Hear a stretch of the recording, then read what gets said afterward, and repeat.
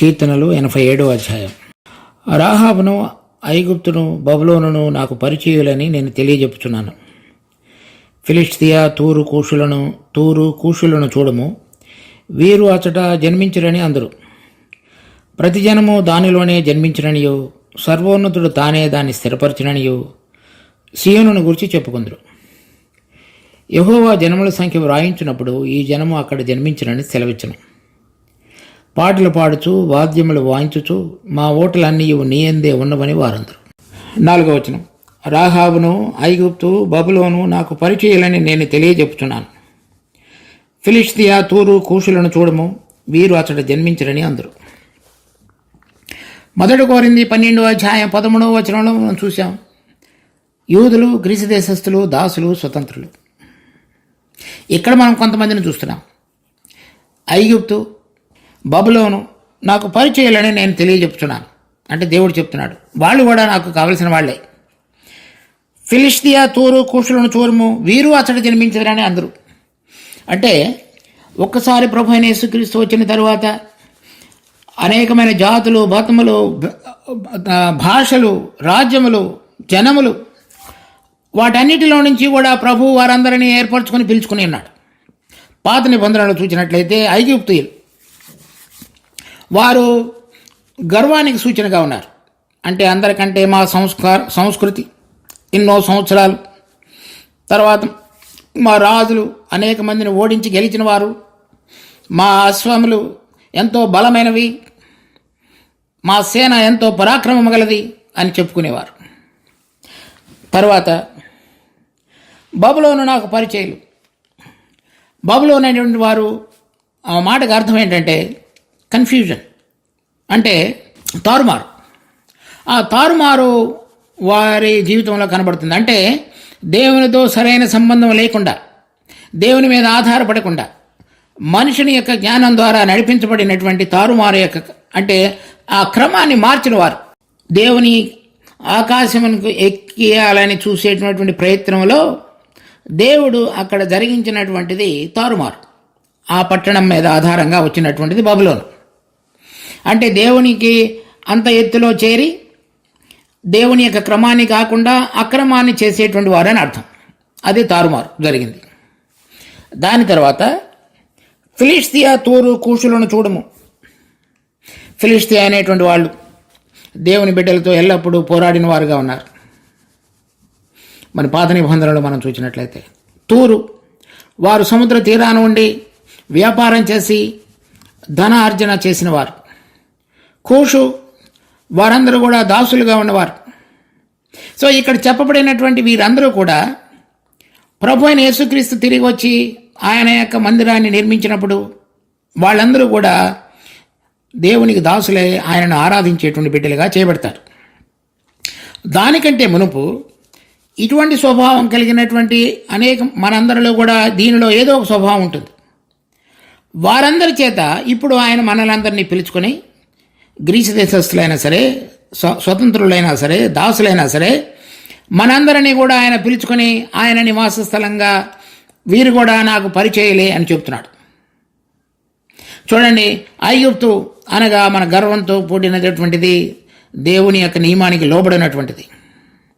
బబులోను దేవుని మనం ప్రభువుగా ప్రతిష్ఠించకుండా మన సొంత ప్రయత్నం ద్వారా నీతిగా బ్రతుకుతూ నేను ఆకాశమునకు ఎక్కిపోగలననేటువంటి హెచ్చింపుతో కూడిన స్వభావంతో ఉండేటి ద్వారా తారుమారుతో కూడిన జీవితం. కూషు పాపమునకు దాసులై జీవించినటువంటి జీవితం.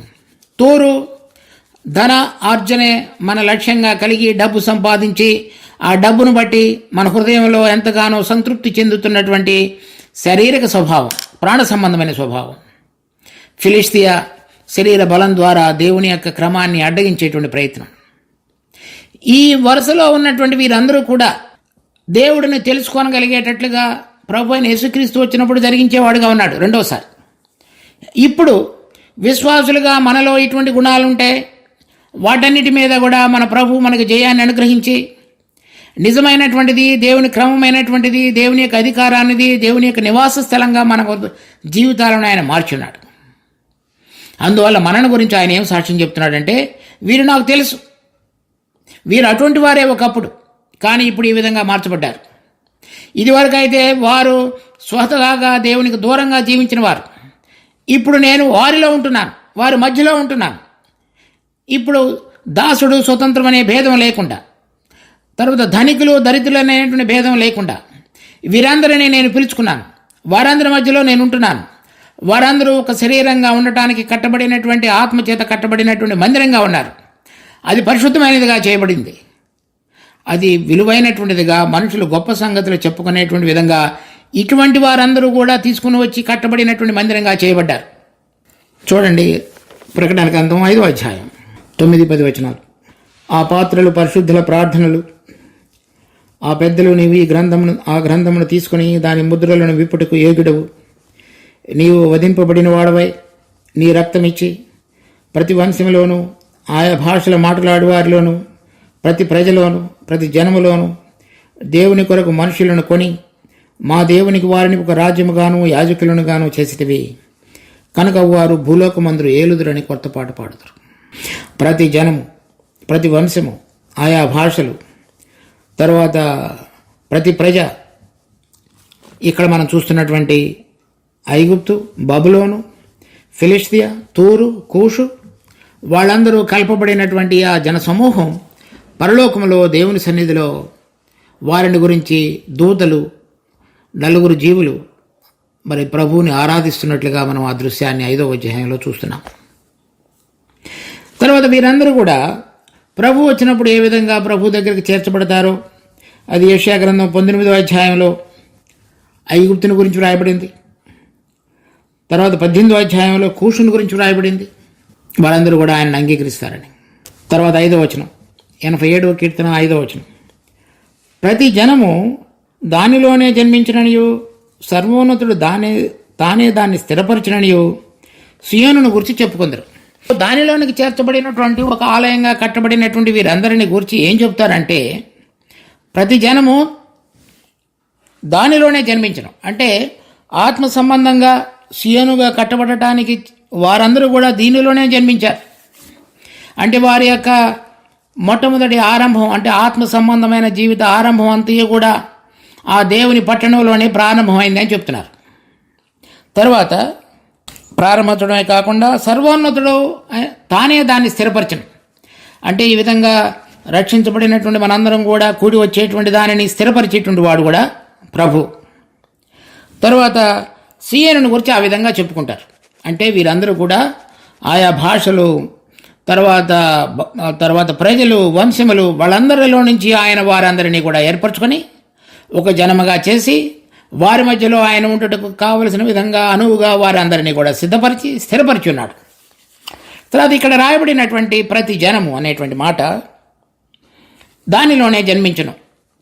ఆ మాట జనము అనేటువంటిది హెబ్రీ భాషలో ఇష్ అని రాయబడింది. మామూలుగా అయితే ఒక మనుషుడు, లేకపోతే ఇంగ్లీష్లో ట్రాన్స్లేట్ చేసినప్పుడు దిస్ మ్యాన్, దట్ మ్యాన్ అని రాశారు. ఆ మ్యాన్ అనే మాటకు మామూలుగా మూడు హెబ్రీ పదాలు వాడబడ్డాయి. ఒకటి తెలుగు ఇంగ్లీష్లో ట్రాన్స్లేట్ చేసినప్పుడు యాడమ్, అంటే అది మామూలుగా వాడబడేటువంటి మాట, నరుడు అని అర్థం. చూడండి, ఇక్కడ ఆదికాండం 2వ అధ్యాయం 20వ వచనం, అప్పుడు ఆదాము సమస్త పక్షులకును ఆకాశ పక్షులకును సమస్త భూజంతువులకు పేర్లు పెట్టెను. ఆయనను ఆదామునకు సాటి అయిన సహాయము అతనికి లేకపోయాను. అప్పుడు దేవుడైన యెహోవా ఆదామునకు గాఢ నిద్ర కలుగజేసి అతడు నిద్రించినప్పుడు ప్రక్కటెముకలలో ఒక దానిని తీసి ఆ చోటును మాంసముతో పూడ్చివేసెను. తరువాత దేవుడైన యెహోవా తాను ఆదాము నుండి తీసిన ప్రక్కటెముకను స్త్రీగా నిర్మించి ఆమెను ఆదాము వద్దకు తీసుకుని వచ్చెను. అప్పుడు ఆదాము ఇట్లనెను, నా ఎముకలలో ఒక ఎముక, నా మాంసములో మాంసము, ఇది నరులలో నుండి తీయబడిన గనుక నారి అనబడను అని చెప్తున్నాడు. ఇక్కడ 20వ వచనం నుంచి 22వ వచనం వరకు వాడబడినటువంటి ఆదాము అనేటువంటి తెలుగులో మాట ఇంగ్లీష్లో ఆదాముని ట్రాన్స్లేట్ చేసినప్పుడు అది హెబ్రీ భాషలో మ్యాన్ అని రాయబడింది. ఇక్కడ మనం చూసినప్పుడైతే 23వ వచనంలో అప్పుడు ఆదాము ఇట్లనెను, నా ఎముకలలో ఒక ఎముక, నా మాంసములో మాంసము, ఇది నరులలో నుండి తీయబడినది కనుక నారి అనబడును. కనుక ఇక్కడ చెప్పబడినటువంటిది నరుడు అని రాయబడింది 23వ వచనంలో. అక్కడ చెప్పబడినటువంటి ఆదాము, తర్వాత ఇక్కడ చెప్పబడినటువంటి 23వ వచనంలో చెప్పబడినటువంటి నరుడు అనే మాటలు ఇంగ్లీష్లో అయితే 2 చోట్ల కూడా మ్యాన్ అనే రాశారు, 20వ వచనంలోను 23వ వచనంలో కూడా. కానీ ఇంగ్లీష్లో రాయబడినప్పుడు 23వ వచనంలో రాయబడినటువంటి మ్యాన్ క్యాపిటల్ లెటర్స్లో అంటే పెద్ద అక్షరాలతో అచ్చువేయబడింది. అంటే దాంట్లో ఒక విశిష్టత ఉన్నదనేది అర్థం. అంటే హెబ్రీ భాషలో దానికి దీనికి వాడబడినటువంటి మాట వేరు. అక్కడ చెప్పబడినటువంటిది హెబ్రీ భాషలో ఆదాం, తర్వాత ఇక్కడ రెండవ మాట నరుడు అనే మాటకు అర్థం ఇష్. తర్వాత ఇక్కడ ఇంకొక చోట 4వ అధ్యాయంలో ఆదికాండం 4వ అధ్యాయం 26వ వచనంలో, మరియు షేతునుకు ఒక కుమారుడు పుట్టెను, అతనికి ఏనోష్ అని పేరు పెట్టెను. అప్పుడు యెహోవా నామమున ప్రార్థన చేయటం ఆరంభమైనది. ఈ 3వ మాట ఈనోష్.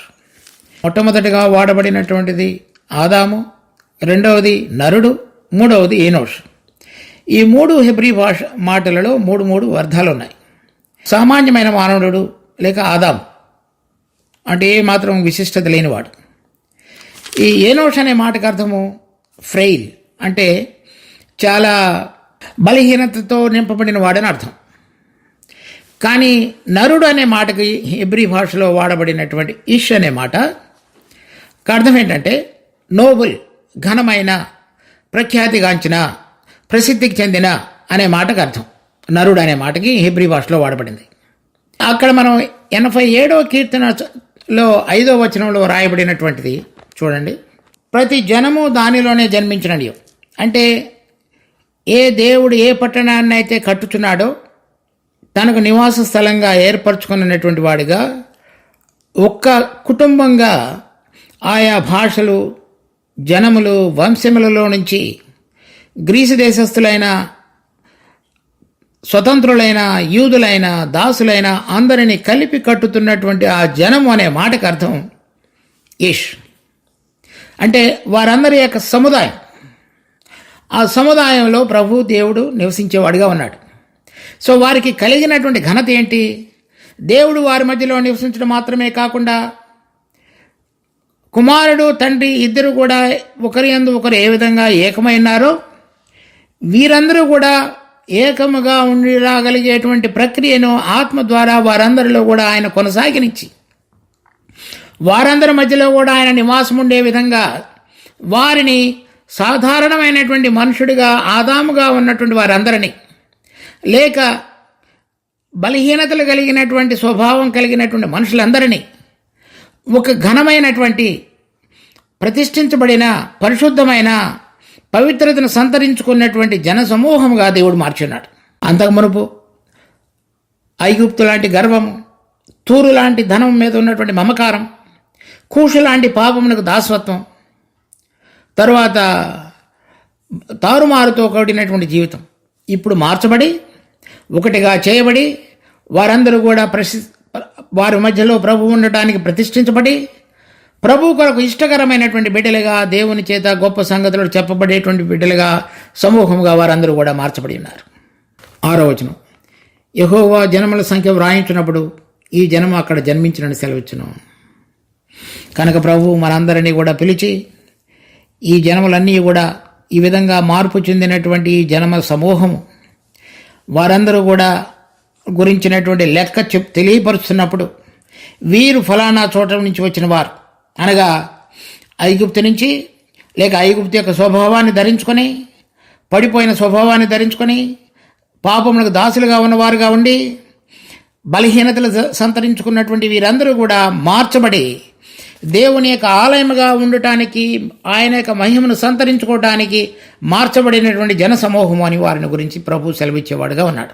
7వ వచనంలో చూస్తే, పాటలు పాడుచు వాద్యములు వాయించుచు మా ఓటలన్నీ నీ ఎందే ఉన్నవని వారందరూ. సో వారేం చెప్తారు? ప్రభు వీరికి గురించి ఆ విధంగా సెలవిచ్చితే వారంటారు, ఈ విధంగా మేము మార్పు చెంది కలిగి ఈ విధంగా గొప్ప సంగతులు చెప్పబడటానికి ఆస్కారంగా చేయబడిన మా జీవితాలు జన్మించటం కానీ, మార్పు కానీ, నీకు నివాస స్థలంగా మార్చబడటం కానీ జరిగినటువంటి ప్రక్రియ అంతయు కూడా అది నీలోనే ఉన్నది. ఎవడైనా నా యందు విశ్వసించిన ఎడల వారి ఉదరములో నుంచి జీవజల నదులు పారును. ఆ జీవజల నదులు దేవుని యొక్క పరిశుద్ధాత్మకు గుర్తు. అంటే ఆత్మ మనలో నియమించడం ద్వారా తండ్రిని గురించియో, కుమారుని గురించియో, సహోదరులు ఐక్యంగా కలిసి ఒకటిగా కట్టబడే దాని విషయమే కూడా మనతో మాట్లాడుతుండగా,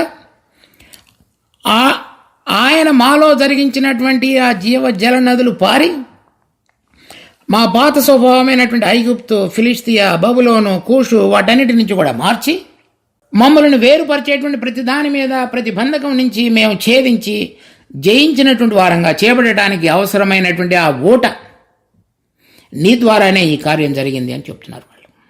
కనుక విశ్వాసమైన మనం ఒకవేళ కోరాహు కుమారుల వలె పనికిరాని వారంగా ఉంటున్నప్పటికీ, దేవుడిని కనుక మనల్ని పిలిచున్నట్లయితే, మనము యాకోబు గుమ్మముల కన్నిటికంటే కూడా సియోను గుమ్మములు ఎంత ప్రశస్తమైనవిగా గుర్తెరిగి ఆయనను మన జీవితాలలో, హృదయాలలో ప్రభువుగా ప్రతిష్ఠించి ఆయన ద్వారా నడిపించబడగలగటానికి అవసరమైనటువంటి కృపను కోరుకుంటూ, ఆయనతో సంబంధం, తర్వాత ఇతరులతో సంబంధం ఏ విధంగా కలిగి ఉండాలో దాని యొక్క అవగాహనలోనికి రాగలిగి ఆ ప్రతిష్ఠితను మనం గుర్తించగలిగినటువంటి జీవితంలోనికి వచ్చి జీవించినట్లయితే, దేవుడు మనను గురించి వీరందరినీ నేను ముందుగానే ఎరిగి ఉన్నానని చెప్పి, వారందరూ కూడా ఈ మార్పుకు కారణం నీ ద్వారానే, నీవు మాకు అనుగ్రహించినటువంటి మా ఉదరములో నుంచి పారే జీవ జలనందుల యొక్క ఓట ద్వారా ఇంత గొప్ప మార్పు సంభవించినదని కూడా వారు కూడా పాడేవాడుగా ఉన్నారు.